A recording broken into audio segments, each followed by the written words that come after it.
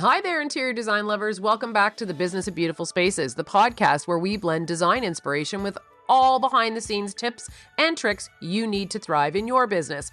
I'm your host, Laura Thornton, and with over 27 years in this interior design game and running a 7-figure design company, trust me, I've seen it all. I want to be your interior design bestie. I want to help you build the business of your dreams, make more money, and yes, ditch the stress along the way. I've been doing this for a long time, and now I'm sharing my knowledge with all of you, my fellow designers and decorators. All I ask in return is that you like, review, and follow this podcast wherever you listen, so other designers can find us and learn more too. So grab a coffee, get comfy, and let's dive into making 2025 your best business year yet. Welcome back to the Business of Beautiful Spaces. I'm Laura Thornton, and you're joining me for part 3 of our special 4-part series on building a profitable interior design business with 4 strategies. So, you've made it this far, you're ahead of the curve. In part 1, we talked about understanding your numbers, knowing your P&L, and getting clear on what's coming in and out of your business, and learning the true difference between profit margin and profit percentage. And in part 2, we tackled time tracking and why it matters, even if you're not billing hourly, and how that simple act of tracking time gives you data and it gives you analytics that you need to quote projects confidently and find bottlenecks in your business. So here in part 3, we're moving into a strategy that is so important and yet often overlooked, the profits of efficiency. So because the truth is, once you've gotten lean on your spending, and you've invested in your time and your processes and your systems, and you've built all these time-saving tools into your business that took you time and effort to figure out, the gains that you achieve are your reward and not a discount to your client. So we're going to talk about what that looks like in real life and how it ties directly into procurement and why these efficiencies equal profits and is the only way to build a business that truly supports as you grow. And as always, if you get value from this episode, I'd really would appreciate it. It would mean the world to me if you could leave us a review and if you could follow this podcast if you are a regular listener. That way, more people, more designers and decorators like us can find it. And let me know, have you claimed your efficiencies as profit in your business? If not, let's dive in. Here's something designers don't talk enough about. As your business grows, so does your expenses. So suddenly you're not just designing and installing, you're paying for things like rent if you have a studio, insurance, well, you should have insurance anyway, subscriptions to design programs, every seat, every computer, everything that starts to be adding up when there's more than one person costs money, project software, management software, CRM tools, team salaries and benefits, continuing education, marketing, branding, networking, all the things that it takes to run this business once you start to grow. All of these things make you better, make you more efficient at what you do, sure, but they're not free. So every year, your business requires more resources just to operate at a professional level. For example, for the last 2 years, we have now been adding ChatGPT into our software. So now it was, I think, $20 a month, and it's creeping up to $300. And now, if you want the creme de la creme, it's $250 a month. So these are things that keep adding into our expenses. They're things that you cannot bill for, and yet they start to take money out of your profit. So let me tell you a quick story. When I first brought on a project coordinator, my monthly overhead jumped. So did my project capacity, my client experience, and ultimately my profits. But those gains, they weren't handed out as discounts. They were my business's reward for the years of building that system that works. And when I first started growing, I grew a little too fast because the demand was there and I just needed people. So I put them in their spots and I wasn't adjusting my fees. So this is kind of in tune, but I'll get there. Follow with me. So all of a sudden, yes, I had more projects, but I wasn't making as much money and I wasn't putting it all together that yes, we were being efficient. Yes, I had a team and staff that we could push more projects out, but I wasn't adjusting the hours and the amount of time that was being spent by labor and by seats and having to buy more computers and more AutoCAD seats and more Canva seats and more Design Docs, My Domo seats and more Asana seats and more Slack seats and cell phones. Like all of a sudden I was like, well, hang on a second. Is it even worth me doing this? Because I'm not making any more money. So these are the things that start to add up. And even though we were efficient and we were able to take on more projects and our clients were really happy with the processes and the systems that we had in place, I wasn't making the same amount of money at the end of the year. So why bother with all these extra headaches and things? And it had to be adjusted, fair. And then as we learn to get more efficient and clearer in our processes and even more efficient to our clients, the prices, yes, had to increase, but also I had to not be passing on all of this extra time saving elements that we were able to figure out onto our clients, because that was paying for things like the insurance and the rent and the subscriptions to the design programs that were allowing us to be quicker and faster and more efficient at our jobs. So let's set the record straight. When you start investing in processes, systems, and tools that save you on time, that is your reward. So you don't start deducting that from, as we learned about in the last series too, your hourly data and analytics. As you get more efficient and something that used to take you 60 hours is now taking you 50 hours, you do not start charging the 50 hours. You keep that as your reward. You do not owe anyone a discount because you've built a business that runs smoothly. You invested that time and that effort, and that is your reward. So in fact, those gains that are paying for all the behind the scenes work, your rent, your insurance, your programs, your people, and all the little things that let you show up to your clients at your highest level is your efficiency. And that is a business asset, not a client rebate. So think about it. If you used to spend 12 hours sourcing and now it takes you 7 because you built in a killer vendor library and you trained your team, fantastic. But you do not need to lower your design fee to match those hours. You have earned that extra profit by creating a system, paying for the tools and paying for rent that now helps you absorb into that less business risk, if you will. Let's talk about procurement, because this is where efficiency and profits come together in a real tangible way. In the early days, I thought if I found the perfect piece for my client, handed them a list, and they ordered everything themselves, that I was saving them money. But you know what actually happened? They lost time, they made mistakes, the scale was off, and they missed out on that cohesive vision that I was trying to deliver. And then I was never able to get any photos, and I never saw the finished product in the end. And I was missing the entire income stream of procurement.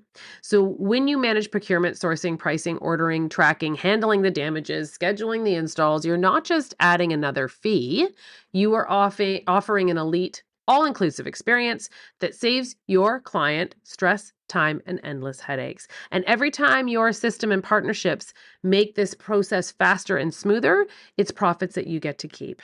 So don't lower your markup because you now get faster replies from whoever is working, or you're getting better discounted rates because you now spend at a different tier. Because these are advantages to you. The vendor wants that relationship with you, and they want you to benefit from working with them. So all of those customized items that you're ordering from a custom house, now if you start ordering enough and you were at a certain percentage and now they bumped you up into another tier, but now you're able to get a bigger discount, you're not passing on that discount to your client. You're actually let's say it's an extra 10% off. You're keeping that extra 10%, the reward for building up that relationship with that vendor. And that's their reward to you for appreciating your business. So that project management tool and all of the things that you have implemented into your business, they cost you time, they cost you money, and there's effort that it did to build that system. So this extra profit helps you cover all of the costs for those systems. So this is why at my studio, we call it following the profit. And it's not every project is equally as profitable, and not all revenue is real profit, because you can see already by all the things I just listed off, and that is just the tip of the iceberg of all the bills that we have here between cell phones, the landlines, the computers, heat, air conditioning, like all the things. I don't need to tell you what life costs, because we have to do that twice if you have a space, because you get to do it at home too. But not every project is going to bring in the same amount of money. There should be goals and things that you're trying to hit on every project before you present. That's something that I've talked about in other podcasts. I won't go back down that hole, but you can take on a huge reno that eats up hours and leaves very little left after all the expenses, or you can manage the procurement on a focused, beautifully executed project, and you can see your profit margins skyrocket, literally. So here is a real life example. I once had a client who had asked me for 2 bids on a coffee table, one custom, one retail. They were both $1,800 for the client, but the custom piece from my vendor only cost me $1,000, and the retail one was $1,440. With the custom piece, I made $800 in profit. Plus, my client had a very unique piece. It was truly tailored and executed for them. Nobody else could have it. While the retail piece, the margin was barely worth the time spent at 20%, and everybody in their neighbor could have had the exact same one. So the lesson is efficiency plus procurement, and then well-managed creates profits that are yours to reinvest into your business, your team, and your growth. And one of the most common things I hear is, but Laura, what about these clients who want to shop me online? And we've talked about this before too. How do I explain this markup? And your job is not to compete with big box stores. Your value is your relationships, your quality, and your ability to deliver a cohesive, complete experience to your client. I also am going to add in here, my job as an interior designer is not to find that item for you at the cheapest cost. What our clients don't really understand until we explain it to them is a lot of the time I will consciously try and keep the amount of people that we are using, amount of vendors that we are using in their space limited so that we're not increasing our receiving costs, which ultimately gets passed to them. We're not increasing the amount of shipping and handling to get that product there. If I can get more items from a trusted vendor and we like the pieces and we know it's a perfect fit, I will try my darndest to get as many pieces from there as possible, ultimately helping the client in multiple other areas that they're not seeing. So that is one easy way to explain to anybody saying, well, why are we not shopping over here to get that one lamp for cheaper? Well, that one lamp is going to be $300 in shipping, where I could buy the same lamp for $25 more over here. And the shipping is all included because I bought 4 other items there. So until we explain it to them, sometimes they don't see those efficiencies. But these are the things where you start to benefit. Because the reality is, if you're marking up everything, you could have made more money by buying that $25 less, but then charging them the $300. But we're working in a way that also is efficient for us when it's installation day. So sorry to get a little bit off onto tangents. It's very easy for me to do so because there's so many ways after all the years of doing this that you can be more efficient. And it's not just for your client, it's also for you. It's for you and your day and your business and to keep it so much easier and streamlined. So again, the experience that your client is getting and combining with your efficiency and your systems and what that can bring is something that you cannot do a comparison shop on. It's value. Period. And at the end of the day, if you're able to profit on that, then it's yours to keep. When you pay for the right design software, the right project management tools, or that extra seat for a team member, you're not just spending money, you're investing in time and savings and accuracy and the client experience, but also the amount of hours it takes you to train somebody in your office is months of effort and time, months. So by the time someone does get truly efficient in your business and is able to contribute to helping efficiencies and your processes, they have already been in your business for probably 3 to 6 months. So these are things that are not quantifiable by your clients, but these are things that you've invested and you have to try and recoup that cost. So when you start seeing your profits in a different light and your efficiency gains as profit, I think it's a real mind shift. And I think once you see it and once you understand it, it's an aha moment for most of us where we're like, this is why I wasn't making money on the junior designer in my office. This is why I wasn't making money, because even though you might charge X amount for them by hour and maybe only pay them half of that amount, but you couldn't figure out why you're not making money. It's because of all these other things that are coming along with that extra seat in your office, that extra person in that seat in your office. So it actually takes a lot before you start putting it together, because logically it makes sense. It makes sense that I charge this amount and I pay her this amount, I should be making money. But that's actually not as easily as transferable as that, because there's all these other things in the month that has to come out of, and I shouldn't just say her, but whoever you have that you're paying for in this example. These are the things that go along with not just the hour amount and what you're billing for their time and what you're paying them. It's their cell phone. It is the gas that they took to drive that you have to pay for. Now all of these things add up and all of these things are cutting into your profit. So you have to have the data, you have to have the analytics, and you have to know that as you start getting more efficient, you are still charging the original rates that you were charging before. It's really simple when you start seeing the projects and you start seeing the numbers after. You'll be like, oh my gosh, why didn't I do this sooner? And don't knock anything off yourself for that, because I do that all the time and it's really detrimental. You don't know what you don't know until you do, which I'm sure we're all sick of hearing that. But once you know and you can see it, you won't go back. You will only move forward. And then you will see the same thing with your profit margins. Okay, so don't feel guilty when your efficiency means that you're earning more. The entire point of growing a business is so that you're profitable. And you've heard me say it a million times. I am unapologetically in business to make money. My profits are not just extras. That is how I get paid. That is how I make a living. That is how I pay for the things in my life, not just my business. So here's what I want you to do this week. I want you to take a look at your last 3 projects. Where did you see the highest profits and why?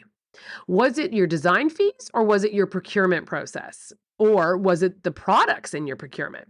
So review all your expenses, which you've already done. So this will be quick. But what I want you to do is, if there's expenses or somebody else who works in your team, how many tools are you paying for or subscriptions that directly relate to that individual? Has it made them more efficient? What does it cost you to do business with them? And in our next client, in your next client presentation with your own process, and if you are having to defend any of your prices, explain that your pricing reflects not just the item, but the investment in your systems, your vendors, and your expertise that make the experience seamless for your client.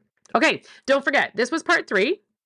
Part 4 is next week, and we're going to bring it all together. How to review, refine, repeat what's working, and keep you scaling your profits without scaling your stress. And if this episode gave you any new perspectives, can you please let me know? I would love for you to either A, tell me in a review, or B, if you could tell me on Instagram. Every week there is a post that corresponds to the episode. I would love to know your thoughts. And until next time, keep on designing beautifully, keep your efficiency profits, and build a business that supports your life.